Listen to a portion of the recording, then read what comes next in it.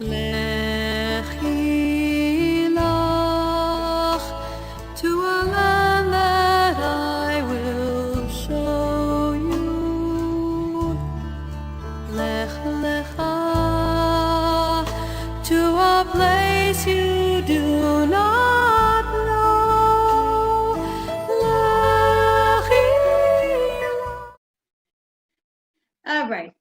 So here we are. We are in Tzippori of Mosaics and Scriptures. I'm Julia Newman. It is a pay-as-you-wish presentation. Thank you in advance. And in the end of the presentation, we are supposed to have a guest. I really hope that she will make it.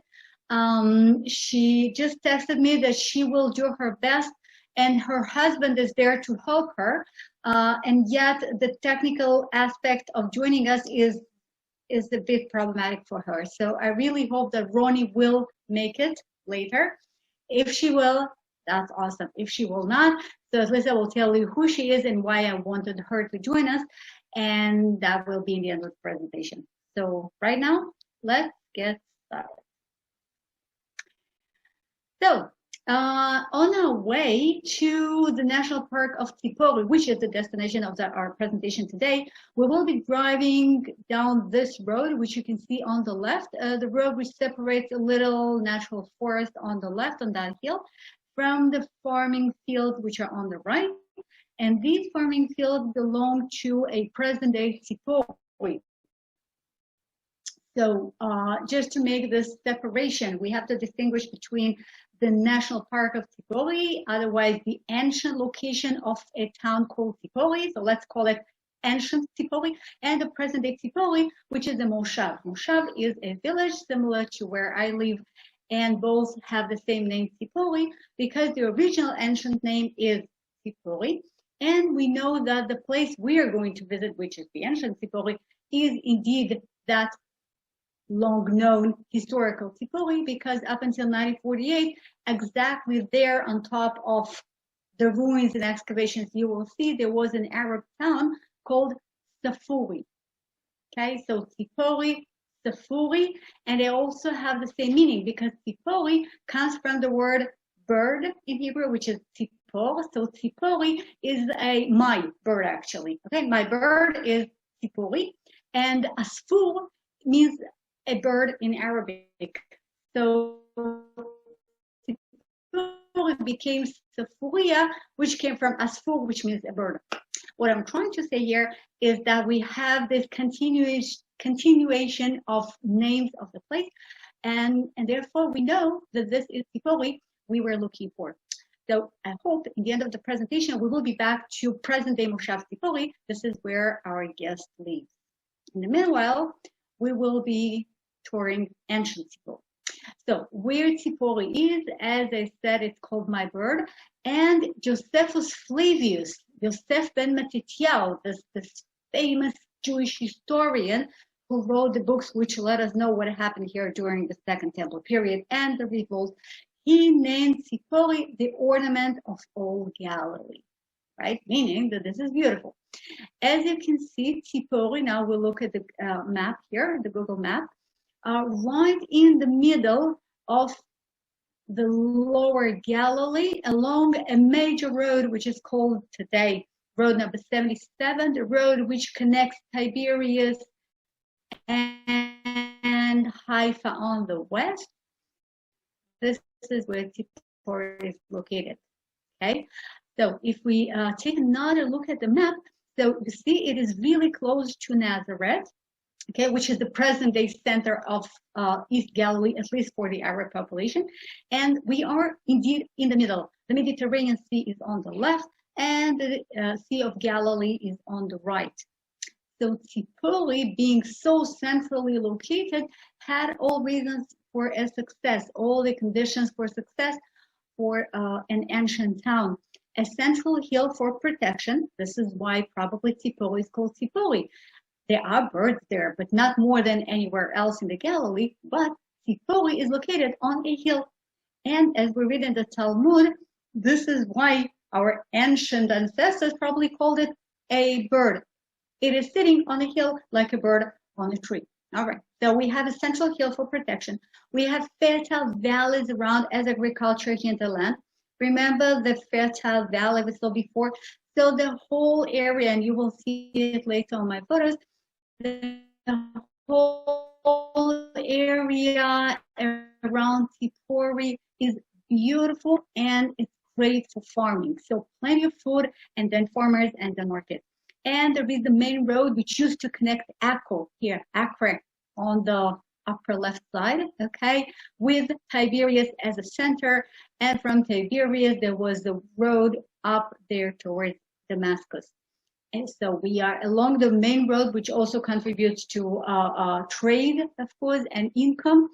And there is source of water, actually not in Tzippori, but they managed to bring the water into the town, and that's something we're going to see soon. And therefore, Tzippori is the big center, is the metropolis of the Galilee in the Roman and then the Byzantine period.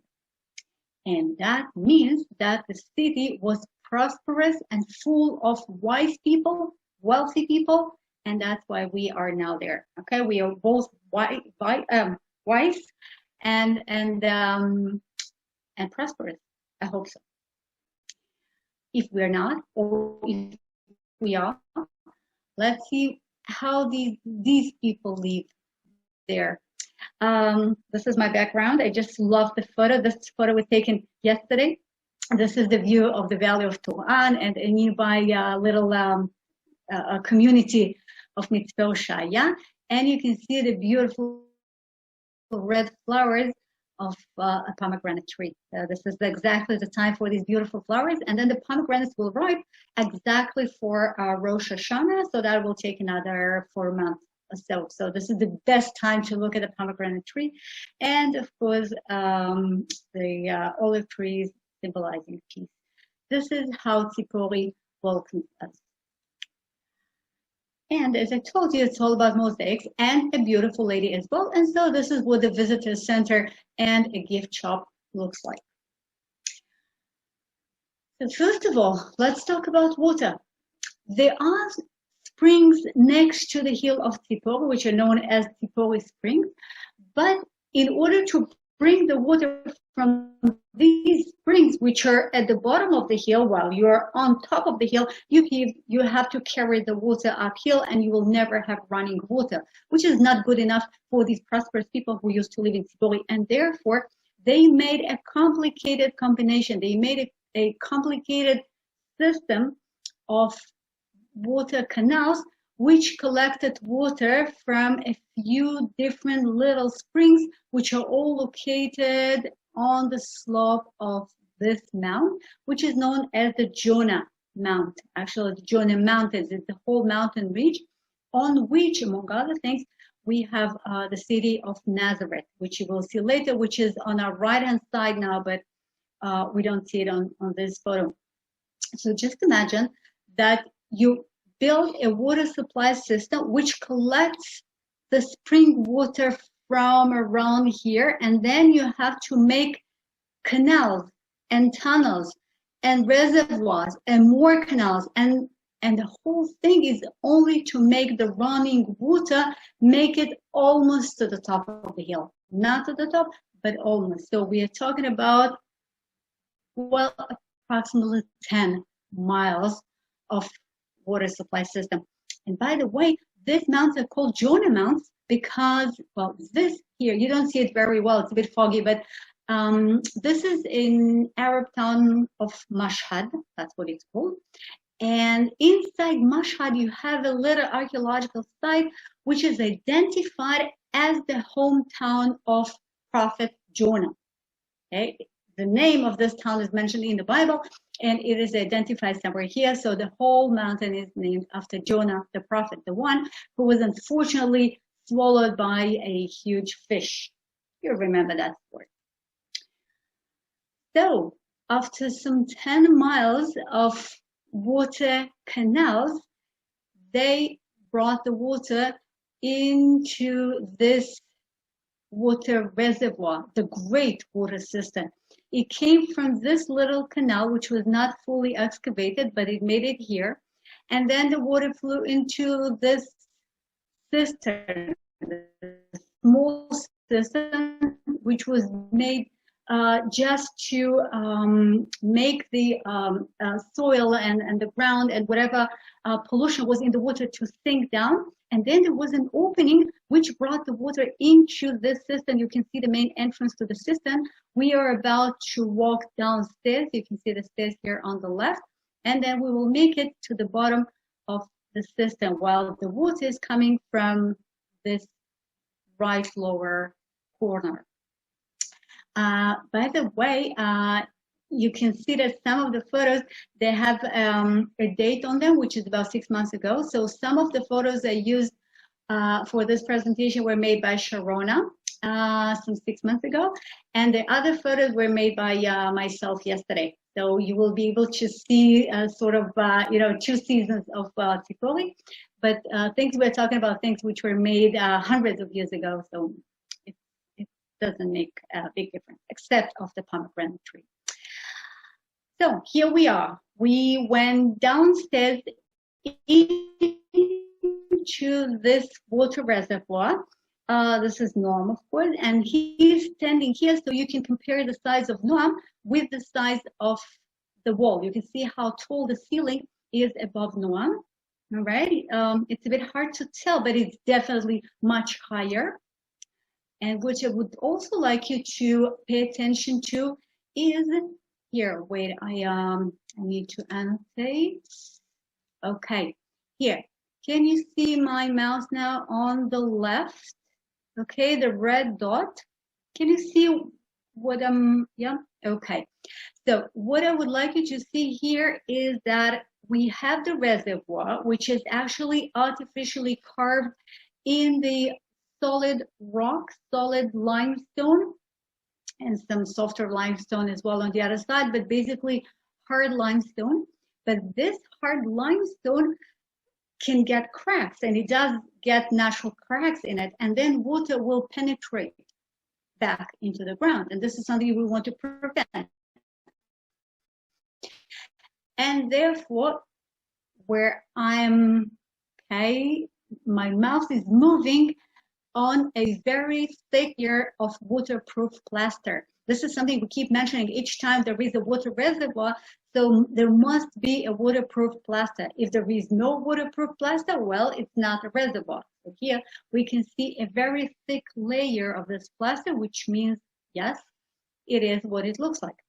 Now, in addition to that, you see, this is just a close a zoom on one of these places where the plaster was placed, and then just lost pieces of it in a result of as a result of earthquake which took place. But you can clearly see that there are actually a few layers of plaster. There is one which is sort of reddish, and then there is another one which is sort of grayish, and then another one which is sort of neutral. I don't know. So in such a way, you can see the stages of development and the amount of time this reservoir was fixed and replasted again. Here we can see another example of the same. You see the different types, the different plasters. And again, that means that people use this reservoirs for many, many years, actually many centuries. And we can do the radiocarbon analysis of the various layers, and then you can tell when this layer was placed, and so we can actually trace the damages such as earthquakes. So this reservoir was used for about 700 years in a row, starting from about 2,000 years ago and until the end of the glory of Tzippori, which took place shortly after the Arab invasion in the 7th century. So that's approximately the timeline of Tzippori. A few more photos of this amazing, unbelievable water reservoir. Now on your right hand side, you can see better. This is the opening through which the water enters from that canal we saw before. Entrance coming from the east and flows down this little canal all the way to the bottom where Noam is standing. Okay? And a few more photos. You can see that sometimes the opening is larger, sometimes it gets quite narrow. And finally, we walk upstairs, following Noam all the way to the top. We are talking about some 30 feet, okay? 30 feet of elevation, 30 feet gap between the bottom and the ceiling of the water reservoir. And as soon as we make it upstairs, as Noam is walking, we will make it to this platform on the left. And this platform is not original. I mean, this platform is here just because it was not excavated. Now just imagine the whole reservoir, as we saw this huge hollow thing, was totally excavated during, well, you know, on and off, but around total of 60 years.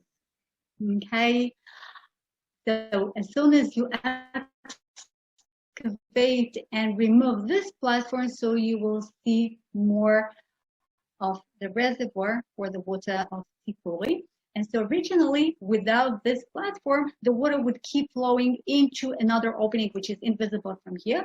But we will trace the rest of the water supply system in a minute. So how big was this reservoir? Over 1 million gallons. Okay, over 1 million gallons of water could be stored here. So they would collect the water from the springs, the rainwater, every water they could. And sometimes when they had so much water that they could not even store it in this huge reservoir, so the water will be directed to a pool, an open air pool, which could have been used for maybe swimming, maybe irrigation, maybe other purposes. All right, so when you see this, and you know that that's about, let's say, 2019 centuries old, so how did they build it? I mean, you have to estimate the incline of the tunnel to make sure that the water will flow the direction you need, and it will not flow too low too soon, so it will not reach the desired level. So all they had was, see, this is how it is described, okay? They even built a model of this device, okay? It's called a Korobates. It is a device which is described by the greatest ever Roman architect, whose name was Vitruvius. And he describes that they made a bar, a long flat bar of about 6 feet long, and then they would make a gap in it and fill it with water, and then you can see whether the water stays flat or not. And then they would put a long string, and then they would put a measuring beam, and, well, frankly, I'm not sure I understood how it worked. But what we do know for sure that it worked throughout the Roman Empire, bringing water from a distance, water sources. Now here we are talking about some 10 miles maybe. That sounds crazy to me, but we know that another example, that of bringing water from Bethlehem to Jerusalem, from what we now call the Solomon springs, that required a water supply system among the mounts and the valleys, which was over 50 miles long altogether. How can you make such a water supply system with such a device? I have no idea, but this is just another reason to say, whoa, we admire the Romans. So let's keep going with the flow. Here you have to measure yourself in this weird looking structure. You see me sitting inside it. This is the go, not go, because if you want to go into the rest of the tunnel, so you have to realize that this is how narrow it's going to be, and this is how high it's going to be. And so if you're capable of sitting down here and moving in such a, way, that's fine. Otherwise, you just stay uphill. Above ground. So I've checked myself, and now we can proceed. Okay, we are going downstairs once again, deep underground. And then, okay, now you don't have to crawl, but you have to be very low, just as you saw in this go, not go test. And sometimes you can walk actually standing in an upright position. And here on the floor, you can see the little canal inside which the water was actually flowing. And therefore, probably the size of the tunnel here is only to make it more comfortable for the builders to make the tunnel. So there was this huge, enormous water system, and then they could control the amount of water flowing actually in the direction of the city. And that's what this tunnel with shafts is for. This is an example of one of these vertical shafts, which would supply air and light to the builders of the tunnel. And that was also to make it possible to work both ways. I mean, one person would enter through this shaft, the other person will enter through another shaft some 10, 15 feet away. And then they will start carving the stone. They would start making the tunnel underground, one in the direction of the other, up until they finally meet. And then we have one full tunnel. This is how it works. And this is exactly how making of another more famous tunnel, the Hezekiah Tunnel in Jerusalem, is described in the Siloam inscription. Now, it all sounds quite nice, but again, it's not recommended for claustrophobic people at all. And if you have to work in such a condition under the Israeli heat, so I have no idea how they made it, but they did. So eventually, we make it to the end of this tunnel. We climb upstairs back to life and air, and yeah, this is a huge oh my God, what do you call it? Gamal Shlomo in Hebrew. It's Solomon's camel. It's a sort of praying mantis. Praying mantis. It's called a praying mantis. A praying mantis. Okay, whatever you say. Anyhow, this creature, this lady, by the way, we know that this is a lady because they're much bigger than the male. It is about the size of my hand, and the scientific name of this species is Stega. With a wonderful Swedish Danish series called Stega. That's the name of the heroine there. Anyhow, so she was waiting for Sharona 6 months ago. I did not meet her. I hope she's doing fine. And finally, as we made it back to the ground, now all we need to do is to follow the tunnel, which became an open canal. So you can see this open canal going towards the city. And if you lose the canal, so what you need to do, you see, this is how the path looks in the beginning. And as you start walking down the path, you can see these blue poles, okay? These blue poles belong to the rest of the tunnel. So following these blue poles, we will finally make it to the town, or you can drive next to the tunnel as well.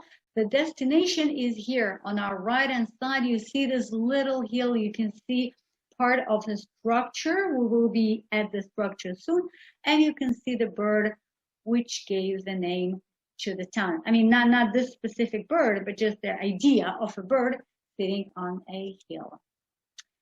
So we enter the city through the Decumanus. The main road of a Roman city is called the Cardo. This is the Decumanus. Decumanus always went from east to west and the other way around. We are keep coming from the east and we approaching the town, walking down the Decumanus, which was made in the 3rd, maybe 4th century AD. And immediately as we approach, we are welcomed by mosaics. Okay, maybe you're not impressed by the mosaic because you don't yet see the details. So let's take a closer look. Look, isn't it amazing? It did lose a little bit of its colors, but see, we will see better. By the way, as we walk down the Decumanus and we look carefully at the pavement, can you see there is a square here and there is another square with a triangle maybe, okay?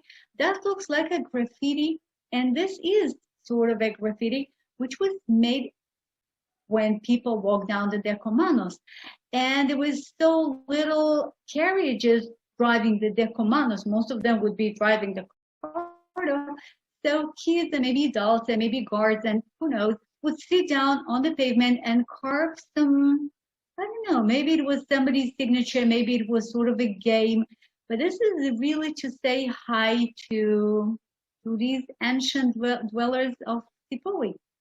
This is a statue which was placed just recently. I'm not sure whether the National Parks Authority meant a Roman, a Byzantine, or a Crusader. Your guess is my guess. And now we will be walking down the Cardo, the main road coming from north to west. This is the main road which will connect us to the main road from Akko to Tiberias. And you can see these grooves in the pavement, and these grooves were made by the carriages which ran back and forth during centuries. This carriage here is today in Tzippori. It is a replica, but you can see that the wheels have no rubber on them. And since there are no rubber, so they would damage the pavement. Again, it's made of wood, so it would take centuries, and it did. So we know that this road was used for a long, long time. Now, let's take a better look at the mosaics. I told you that the mosaics are made. Can you see this rabbit? Yeah, I'm sure you can see. It is a bit weird looking rabbit because it seems like it has too many teeth. And the teeth might be too sharp maybe. But yes, it is a rabbit. And see what he eats? The rabbit is grapes. And yeah, they do love grapes. And there are plenty of vineyards all over the lower Galilee. So that makes sense. And then some geometrical decorations. And here we have birds. Okay, this bird on the right looks like a parrot. Maybe there were parrots back then, just like we have the green parrots today, even though these are invasive species. But this definitely looks like a parrot, and some sort of a duck resting on a flower. It is so delicate and accurate, and the whole thing is mosaics. And we don't even know whose house that was. Maybe it was a public house, but just beautiful. And eventually, this is the best one. Look at this. I'm not sure whether it's a pigeon or maybe well, I'm not sure. But isn't she great? And this is just a floor, you know, this is something for people to walk on. And as we walk down the corridor, we will make it now to the one of the most famous, beautiful, largest mosaics in Tzippori. This is called the House of the Celebration of the Nile Festival. So the upper part are photos with some enhanced colors of the mosaics, which are found in this structure. Again, we don't know what the structure functioned for, some sort of a public house, some sort of a community center. We don't really know. But look at the mosaic. We can already see some details, but I would like us to take another closer look. So look at her. Isn't she beautiful? Yes, she is naked. No good. Was Tzippori Jewish? This is the question which is normally asked at this point. Was Tzippori Jewish? Well, Tzippori, as any large town, large city in Israel today, was a mixed community. There was a large, prosperous, and very well educated community of Jewish scholars in Tzippori, and there were also Roman pagans and later Byzantine Christians. So how did the Jews react to her? I don't know, but here she is, and she is beautiful. And actually, I would say that her breasts look a little bit like pomegranates. I don't know if it was made deliberately or it just happened that way, but anyhow, she is pretty. She's surrounded by beautiful vegetation and beautiful animals. And who she is? Well, she is the goddess of prosperity. How do we know that? Because there is an inscription somewhere up there. So she is the goddess of prosperity.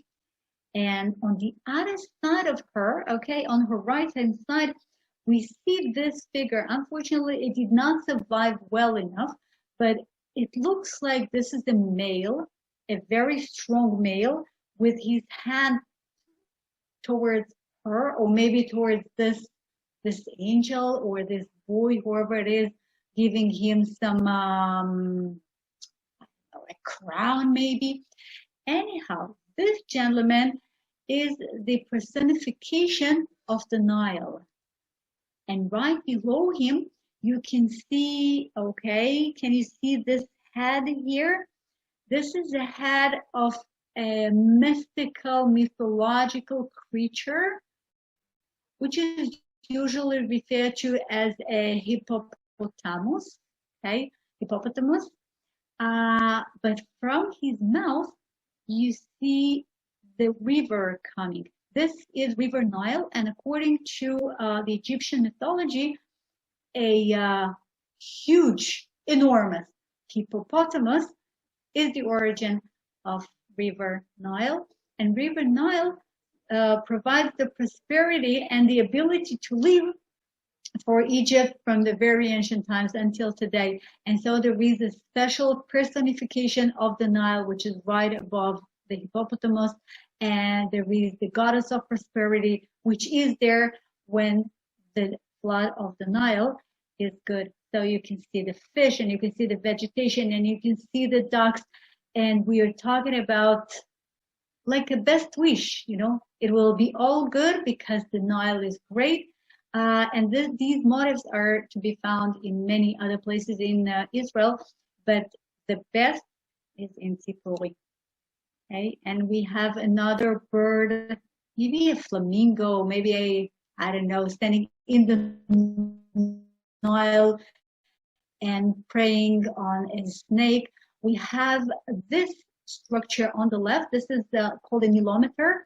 This was a special tower with marks on it. And if you mark the higher possible mark on this tower, that means that the Nile is as high as it could get.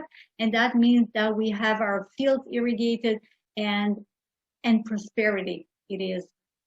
There is also this tower on the right lower corner. This is another tower with the light on the side. Okay, this is the fire here. And this is the lighthouse of Alexandria. You can even, if you read Greek, you can even see the Alexandria, and then it's lost. But we know that there was this famous lighthouse of Alexandria port. So here it is as well. And we have not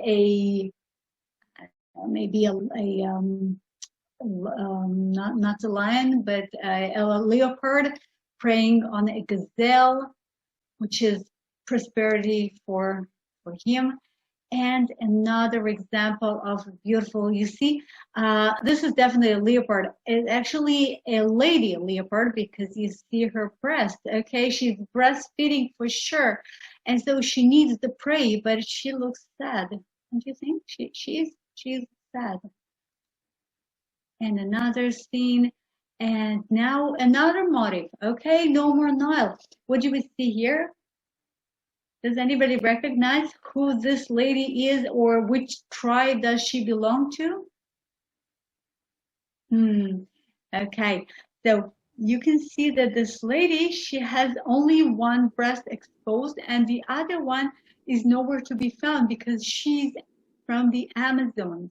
She's from these fighting ladies who decided to leave ladies only from the Greek mythology, and they would kill every single male offspring, and so they had to fight for themselves. And what she's doing now, she's trying to wound, to hurt this guy, because they needed men to, to have the second generation. But later they would get rid of the men and the boys as well, because they wanted to maintain a feminine-only society.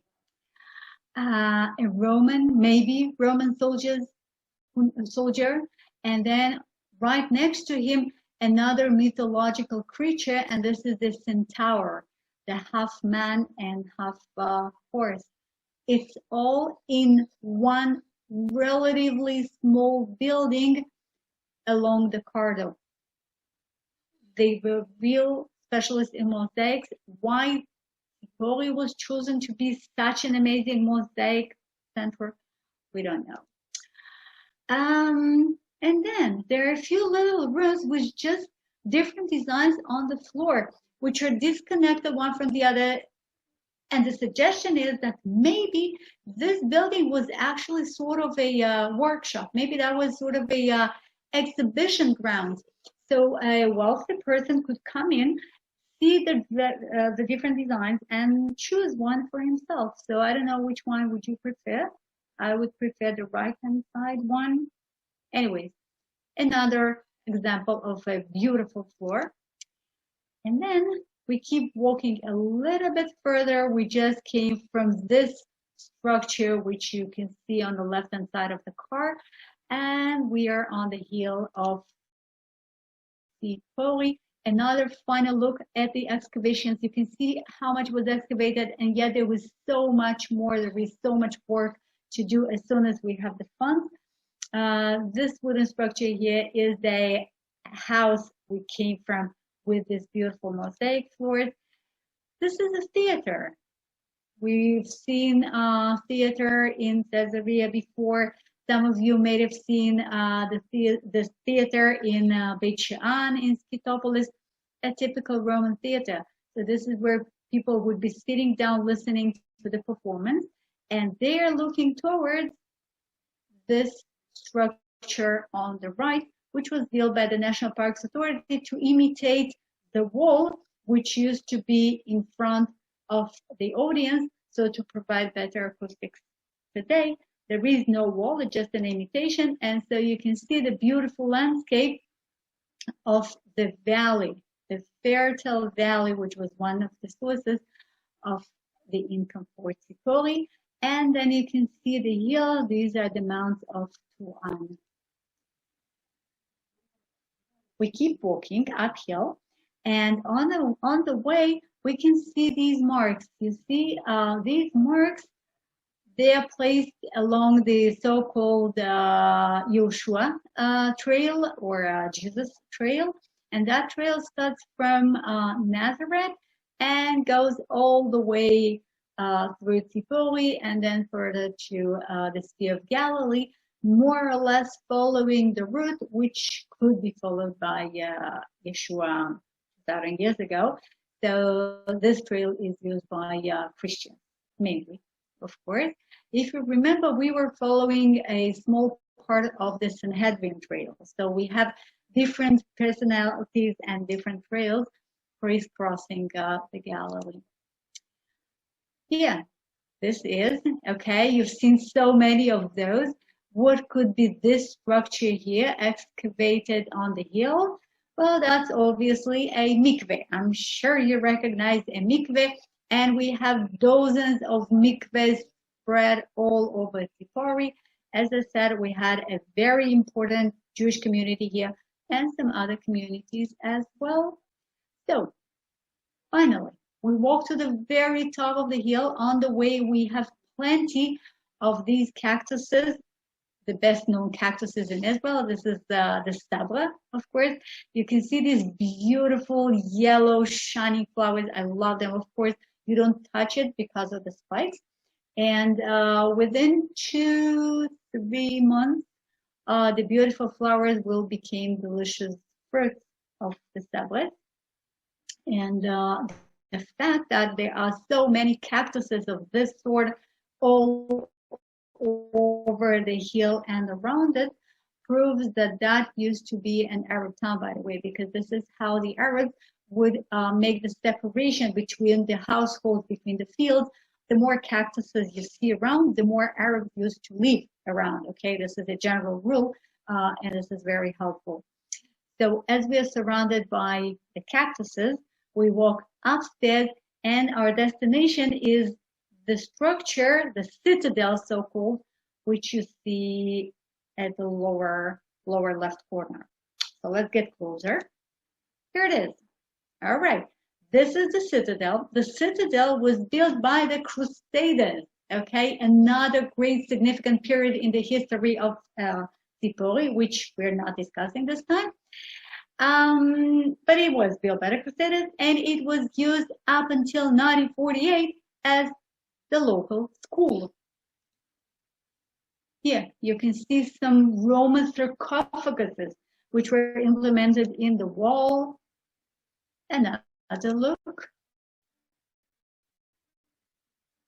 Another beautiful decoration. Okay, the Crusaders just gathered stones from all over the place in order to build the citadel. And now let's get inside. Here, they show a little presentation / movie about the Mishna. And I told you, this is a place of mosaics and scriptures, because in here, in Tzippori, the Sanhedrin and his head Rabbi Yehuda Hanasi, Yehuda the president, assembled the Mishna, the oral law of Judaism. This was something unheard of, because oral is oral. Tradition says that the oral Torah was received by Moses on Mount Sinai, and therefore you're not supposed to write it down. But Rabbi Yehuda Hanasi realized that this is a crucial time, because they are just shortly after Bar Kokhba revolt. There's so few Jews left in the land of Israel. There's so many communities spread all over.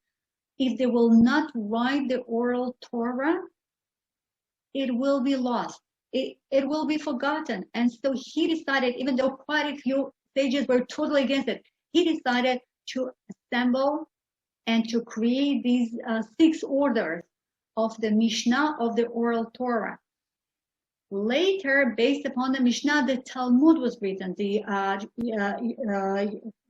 Jerusalemite Talmud assembled in Tiberias, and the Babylonian Talmud assembled in Iraq.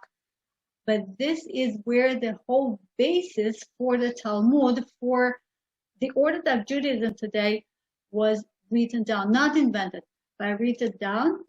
And now school kids are invited to sit next to these long tables inside the citadel, next to these Arab graffitis. You see on the right, these are the original graffitis of the Arab school on the wall.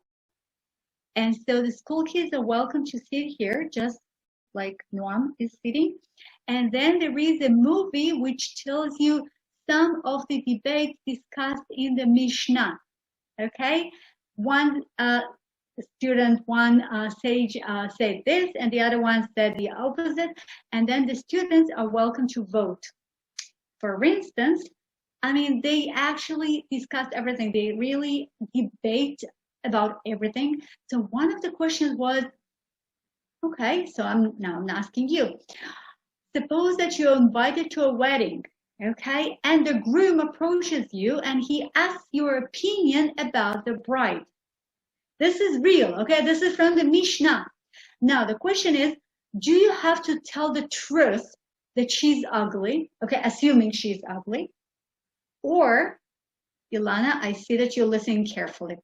Or, you do not tell the truth because you have to make the bride and groom happy. Okay, this is one of the, well, not commandments, but traditions. So what do? Guys, I'm asking you seriously, what do you think you should do? Anybody? You lie. You lied.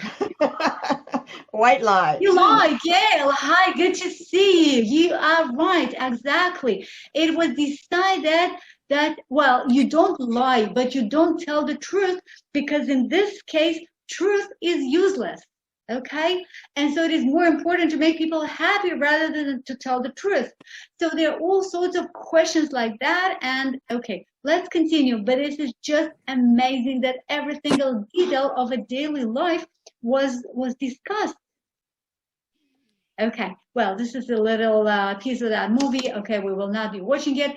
And then we walk to the rooftop and we look around 360 degrees of the Galilee. Okay, as you look around, okay, these are the excavations at the footsteps. This is the structure we are going to visit now. This is the villa with the most famous mosaic of all. Now we are looking east, and behind these mounts, you don't see it, but this is where the Sea of Galilee is. And then the Mounts of Turan, there is a nice restaurant down there, and the fertile valley of Turan and Netefa, and the reservoir. This is the largest reservoir of the current Israeli water carrier. And then there is another smaller reservoir for irrigation water. And now we are looking south, and somewhere far in the distance, in the south, invisible, this is where Jerusalem is. And we are back to, this is a neighborhood which belongs to Nazareth, which is right on the edge of Nazareth, and this neighborhood is called Tzippori, because the refugees of the Arab town of Tzippori, which used to be here, they escaped and now they live in Nazareth. Well, these structures, which I hope you can see here on this slope of the hill, this is the present day Moshav Tzippori. Okay. Let's get into the villa. I'm getting short of time. Wait, I would like to see if Ronnie is here, so I will know if I have a few more minutes. Ronnie, Atkan. Ronnie. Okay, well, I don't. Hey, Ronnie, מה שלומך? Hey, okay. Good. Okay, so our guest is here with us. Okay, Ronnie, in 3 minutes, we will be all yours. Okay, great. Fine. Good to see you.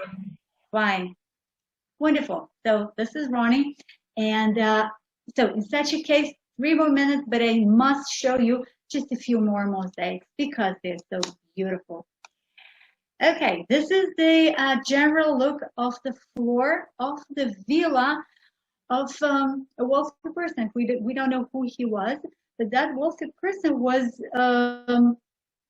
wealthy enough to place a floor made of mosaic. Okay, we're talking about the 3rd century AD, and that mosaic consists of about 1.5 million of natural stones, with total of 23 colors and shapes. Okay, over 1.5 million stones. So they are tiny little, and the only reason is to be able to walk on that floor. Okay, a few details from the floor, and this is the best of all. This is the most beautiful lady of the Galilee, the most beautiful lady in Israel, and she is known as the Mona Lisa of the Galilee. And again, we have no idea who she is, but look how beautiful she is, how delicate her skin is. Look at this pink shade of her cheeks. Look at the beautiful earrings. You can tell that they are made of pearls. This is the Mona Lisa. And this is the bathroom. This is the bathroom. Okay, this is where you sit down, and this is where, you know, the results are washed with water. And right next to this bathroom, we see another simple mosaic, which reads in Greek, Yigei. Yigei is the goddess of hygiene. So hygiene is wonderful. but having a toilet right next to your living room and your table, this is another thing. The Essenes would not agree. But in the Talmud, we read that a scholar or a yeshiva student is not allowed to live in a town which does not have a bathroom inside the town. So this gentleman had a bathroom inside his home, which was unheard of. I mean, even in the 19th century in some parts of Europe. And now, well, this is the mulberry tree. It's delicious. We are walking downstairs into a synagogue, which was accidentally found when they built modern bathroom to the national park. Okay, this is a true story. So this is what the synagogue probably looked like in the 5th century when it was built, and that's how it looked like inside. And once again, we have the mosaic floor of that synagogue. Let's take a look at a few details so we will be convinced that this is a synagogue and this is a purely, perfectly Jewish structure. Look at this. We have the menorah. We have the menorah, we have the shofar, and we have the pomegranate. No doubt we are talking about Judaism here. And here we have 2 people and a donkey and a Greek inscription telling us that these are the boys who escorted Abraham and Isaac. And okay, and then the final movie has a little, a little video made from a drone. So we will cut this short, and we are in Tzippori at a farm called Al Alim, which belongs to Ronnie and Perek. And I'm so glad you joined us. So Ronnie, thank you. Yeah, we are looking forward to listening to you, and tell us about Al Alim and present life. Thank you. Hello to everybody. I hear that you guys have done voluntary work here in Israel. Thank you so much. I'm sure everyone appreciates everything that you've done. We've been lucky to live close to the ancient site of Tzippori, and so it's very exciting. It's such an interesting location, and we have decided to grow medicinal plants. We've studied agriculture. I went to study agriculture, and that's where I met my husband. And so since we both love plants and planting trees and ecology, then we got started with one plant, which is a medicinal plant. It's called feverfew for migraine headaches and for strong headaches. And from after growing that one plant, my husband just started reading about more and more plants, medicinal plants, and we just started planting more and more. Now he's growing over 250 different medicinal plants. So it's a whole world of interesting information and interesting medicinal effects. So we hope to help people by growing these plants, and then usually we need to dry them and then we sell them, because most people can't come to get them fresh. Some people do come and get the plants fresh from us. Ronnie, would you please tell us where you were born and when did you come here and why? I was born in Texas in the United States, and my father was very idealistic and Zionistic, and he wanted to come and help the young country of Israel. So when I was 19 years old, he said, well, we're going. And I think my mother wasn't so happy about it. She was from Czechoslovakia, and she had gone through the Holocaust. and we had a nice, quiet life in Texas. And but my father was very, very Insistent. strong, and he just said, "We're going." So the whole family came to Israel, and we came to an ulpan and in a kibbutz, and in the kibbutz you also start with agriculture. And so that's also, I was at at age 19, you're looking to have a goal in your life. What is your purpose? So that was such an easy thing. My father gave me the purpose of coming to Israel, and that was our new challenge. Okay. Can you tell me how long do you live in Tzippori? How long do you have the farm? And how are the relationship normally with the neighbors in Tzippori, the Arab neighbors? How is the coexistence in your area? Yeah. So my husband gave a lecture one evening here in this farming community called the Moshav, and he asked if there were any places available for sale, and they said yes. There's a little house here. So that's how we came here, and that was in 1984, right when my first son was born. And it was just such a challenge to everything, to start growing and making a garden and start growing all kinds of different agricultural crops. And so we loved it, and we have very good relations with our neighbors. Also, we have like two Arab workers who have been working with us for years now, and they're very, very sweet. And also my husband has taken on three Arab workers who are kind of disabled a little bit, so they're helping us also. And so everything was very quiet. And we have lots of working relations with other people, who live in the area, until just recently when there was trouble in Jerusalem, and then all of a sudden just everything broke loose. I think there are many young Arab people who don't, just like I was looking for a goal. What is my goal in life? So they since they don't go to the army in Israel, and Israel is considered a Jewish country, then they have the problem of not having their goal,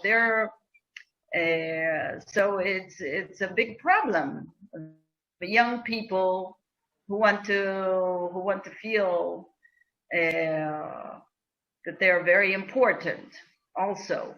And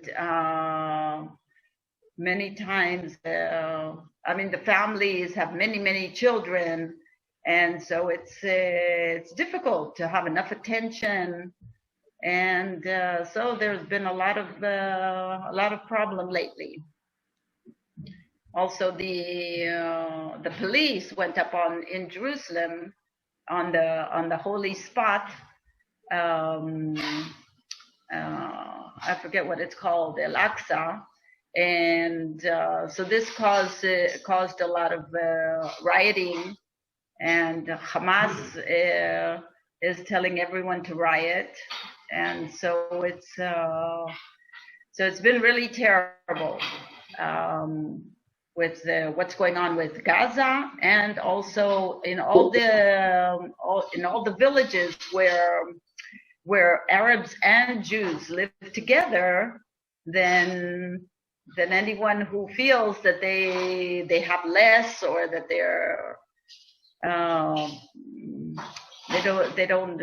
they have problems, so they've started riots and lots of trouble, and that's just caused more trouble. So it's been very bad lately. Yeah. But it seems like things are calming down and improving, and there is a chance of a ceasefire agreement with Gaza tomorrow. So hopefully it will contribute to a more peaceful atmosphere among Jews and Arabs within Israel. So we are looking forward to it, right? Exactly. There is a question here by Valerie. Where in Texas were you born? Because she lived in Arlington, Texas for many years. I was born in Laredo, Texas, on the border with Mexico. And most of the time we lived in Austin, Texas, the capital. Okay. And our son went to the University of Texas in Austin. Yes. That's a beautiful place. Yeah, it's a nice part of Texas. Okay. Yeah. So maybe you even know some people together. Cheryl asked if you have a website about your medicinal farming effort. If we have what? A website. About a website. Website. Yes, we do. Unfortunately, I think it's mostly in Hebrew. But we have. But we do have a website, and so at least there you can see pictures. And I see, Julia, you took lots of very, very lovely pictures. Sure. Yeah. Okay, guys, if you have any further questions for Roni, so she is here. And since I don't see any questions on chat for her, so you're welcome to unmute yourself if you wish, and talk to a following a fellow American, which is currently Israeli for many years. Okay, well, I am surprised, but you got no questions. Okay, so what do you recommend for migraines? What? I didn't hear. Oh, you said you brew things for migraines. What do you recommend? Oh, for migraines, our first plant was feverfew. It's called Tanacetum parthenium. It's a very bitter plant. It's a lady in England was said that that it really helps migraine headaches, and so she said that people should research it. So that's why somebody said. How is it taken? Is it? Well, as far as I know, for migraine headaches, that's the problem. Is that you need to take it preventively. That is that you need to take like 1/4 of a teaspoon every single day in order for the migraine headache to be less, not as strong. For other people, is it pulverized, or how is it? Exactly. Yeah, the company that was selling it would buy our plant, would pulverize it and make it into pills, and it was sold in America. Yeah, I don't know what happened to it in the end. It was going really good, and then afterwards they started growing it, I think, in Africa. And they were also getting high contents of the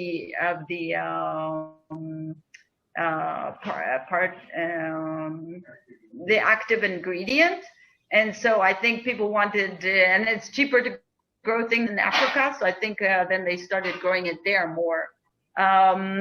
But I was told that it also, for a strong headache, which if you catch it right at the beginning and you take a pill, then it really helps for the strong headache not to develop. But for migraine headaches, that is a little bit of a problem, because you have to take like 1/4 of a teaspoon every single day. So that's, but maybe they've made it already into some kind of a liquid form that you could just take like 2 drops or something. I don't know. Okay, we have a whole explanation by Harry. Thank you, Harry, about the feverfew, which is a medicinal plant. Well, Valerie, you can see it for yourself, but we have the whole explanation. And also, thanks to Harry, we have your email address. Roni, it says al-alim, strudel al-alim, COIL. So we have it here. So whoever would like to get further information, you're welcome to do so. Thank you so much. Toda rabba. And Oh, thank you. I hope that one day it'll be quiet. That soon it'll be quiet here in Israel. Yeah. You'll be able to come, and you guys are welcome to come and visit. Definitely, we will do so. You see in the right lower corner, you can see the shop. Okay, this is where you go shopping for all these wonderful plants and teas and herbs and spices. And that's right here in Tzippori. רוני, תודה רבה. לילה טוב. ביי. ביי. להתראות במציאות. להתראות. ביי. להתראות במציאות. Okay, so I wish we all meet soon in reality. And so next week, just a reminder, next week we are going to very interesting and very different places. The first one will be UAE. We will be going to Abu Dhabi. And the second one, Abu Dhabi will be Tuesday. And then Thursday, we will be going, hopefully, finally, we will be going to the bullet factory, the underground bullet factory known as Machon Ayalon. So it was closed because of COVID-19, and then it was closed because of, the rockets, because it's near Rehovot, and that's close enough for the rockets.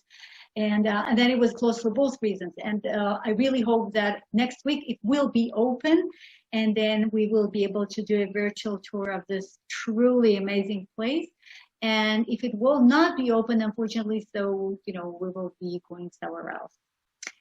So thank you for joining me this time once again. And I wish you all the best. And support is appreciated, of course. And Ilana stayed till almost the very end of the presentation, which means that I hope that means her mother is doing better. And I hope she will join us full time next time, and she will be smiling, unlike today. So thank you all. If you have anything, you're welcome. Thank you, Julia. Now we can turn on the Mishna. Right. No, I think Or take a rest. better avoid. No. What for? Come on. So, schmooze mode. Shmoo mode. We're in schmooze mode now. Free for all. Yeah. People are so quiet. What happened to you? See this? We have a quiet group today. I think the Could you end the screen share, please? Yeah, sure. Yeah. There you are. Maybe we'll talk more if we see each other. You're right. Yeah, no, I forgot about it. Right. Okay, you can talk freely. Okay, I'm not here. I'm not listening. Julia, I have a question about the Nile mosaics. Does that mean that the Egyptians were there at the time? Or Okay, well, look, these mosaics, okay, this one and the other mosaic, which is similar to it, okay? It's called a Nilotic mosaic because it speaks of the Nile, but they belong to the Byzantine period, meaning that the rulers were Byzantine, were Christians. They didn't have basically anything to do with Egypt. So why do we have so many Egyptian-oriented mosaics? Okay, we still have to find an explanation. So there are two most popular explanations. One is that the artists, the artists who made the mosaics were Egyptian, and therefore they made the mosaics which were popular. Okay, so that's one option. The other option is that the artists were not Egyptians, the artists were local, but it's like a fashion. So maybe at that point there was a fashion of Egyptian mythology and Egyptian motifs. So maybe local artists would imitate Egyptian art. Okay, but again, we're not talking about ancient Egyptian. We're not talking about pharaohs. We're talking about the present day 5th century Egyptian, which again means Byzantine Christian. Yeah, but yeah, these are the Egyptian topics during the Byzantine Christian period of rulers. Julia, the reason it's a quiet audience is everyone's walking on eggshells. Nobody knows how the other guy feels. Israel, of course, is getting the blame for everything that's happening. And it's very painful. Nobody wants to hear this crap. It's just very hurtful. I mean, there was a rally in Rittenhouse Square of gazillions of Arabs waving their flag. This is America. It's not Palestine. And as having been longtime Zionists, we find it very hurtful, or at least I do. Yeah. Well, it's I don't know if it is more or less painful to see these flags on the Israeli roads, you know, because we are not just Zionists, we are practicing Zionism. We live in the state of Israel. And so looking at these flags on the roads, you know, not of the West Bank, not of the disputed territories, but just down the roads all over wherever Arabs are. Yeah, it is painful. And it is, I would say it's even frightening because, you know, when you see these flags, that obviously means that they would like to have their flag instead of our flag. So it's sort of, yeah, it is more than annoying.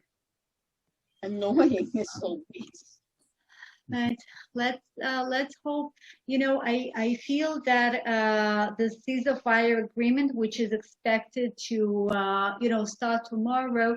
Obviously, we are very happy about it, and we are looking forward to the ceasefire because, you know, rockets are rockets. But in the same time, it feels like having a painkiller when you have a broken arm. It's not that there is a solution to the conflict. It is a ceasefire. That's all it is. And so we don't know when it will all start, you know, all over again. And yeah, but yet it is better than nothing. So let's hope that tomorrow by noon there will be a ceasefire. Does that mean Israel sits there and receives rockets and throws none back, or that there will be a ceasefire? Well, you know, the idea, the theoretical definition of ceasefire means that nobody shooting nobody.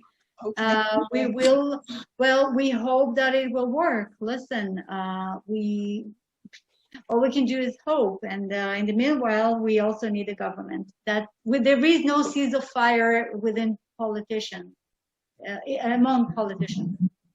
A government would be useful. Yeah, definitely so. Very much so.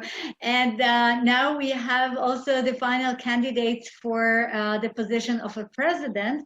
And maybe there will be the first female president ever. That would be more than welcome, I believe. Yes. Let's see. Different. Good. Who is the different attitude, you know, different personality, different No, gender, different attitude. Women clean up the mess. Well, yeah, sometimes. What do you mean a female president? When does the current president's term expire? In 2 months. Good. I didn't know that. Okay. Shehechiyanu. Mhm. I wasn't so bad. All right.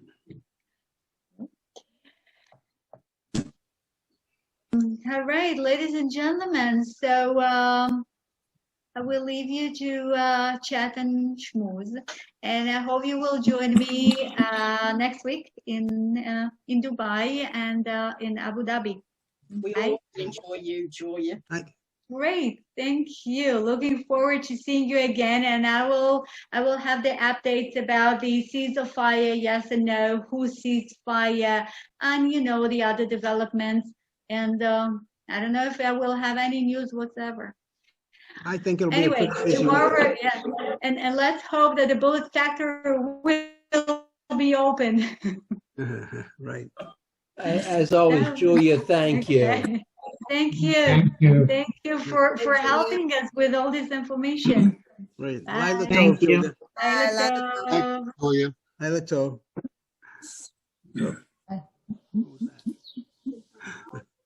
Great.